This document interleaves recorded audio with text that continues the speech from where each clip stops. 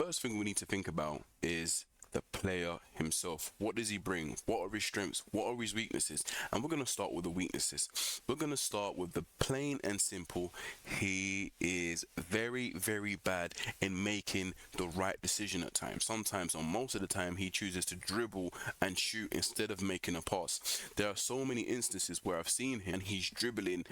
Players around him are drifting into space, and if he just took his head up and played that pass, there would have been so many goal opportunities and his tally would have been more up. Another one of his weaknesses is his first Oh my touch. god. So many times I was watching him and I've seen him kill counterattacks, kill attacks, kill momentum because of his first touch. His first touch, instead of taking him forward, it will either kind of stick at his feet or go behind him or go backwards, allowing the opposition defender to get back into a better defending position.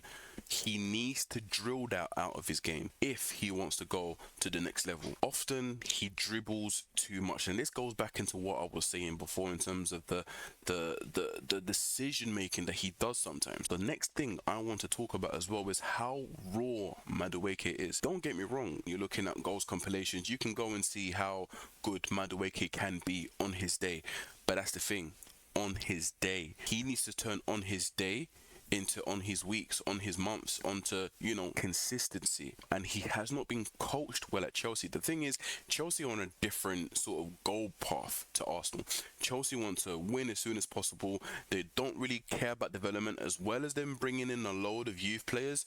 They're not being coached and being like, kind of nurtured as much. Just almost like, come in, have you got the potential to fit in? Okay, you do. If you don't, bye. And Arteta loves the development players, and to be honest, I am sick and tired of development players. I want the world-class player coming in. And it seems that because of his environment at Chelsea, he wasn't coached very well, and he wasn't taught how to do certain things or how to think in certain situations. Maybe potentially that might change at Arsenal. Tactically, he is average, very, very average.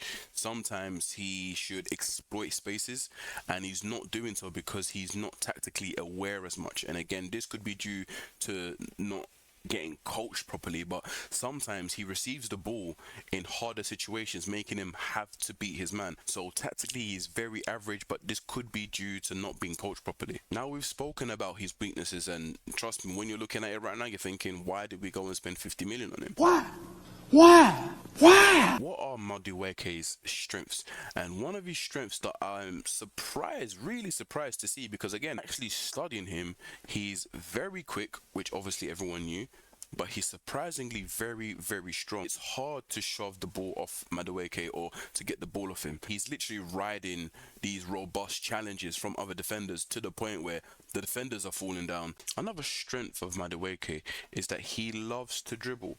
I know that is a weakness because in previously I said he loves to dribble, sometimes he dribbles too much. But if he is coached and he is getting developed, he can turn those dribbles into exceptional numbers. But the thing that I really like about Madueke since actually studying him was the fact that he's able to invert but also able to go on the outside as a traditional winger.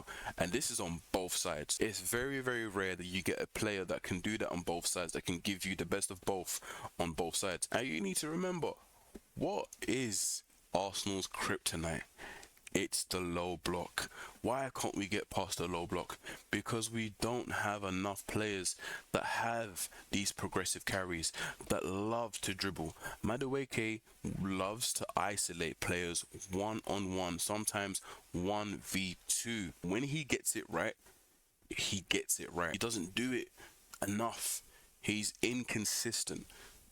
That's the main thing about Madueke. Great player in terms of potential ability and the skill set he has, but because he doesn't do it enough, you can't get extremely excited about a player when, on his day he's good, but most of the other times he's average. I'll say this: if he can be coached and he can drill out some of the weaknesses, well, not some of the weaknesses, a lot of the weaknesses that he has, I think there is a decent player in there.